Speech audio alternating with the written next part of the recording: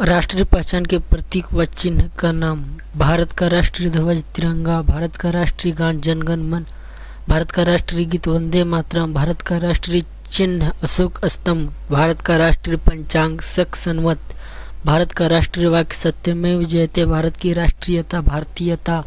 भारत की राष्ट्रीय भाषा हिंदी, भारत की राष्ट्रीय लिपि देवनागरी, भारत का राष्ट्रीय ध्वज गीत हिंदीसी का प्यारा झंडा,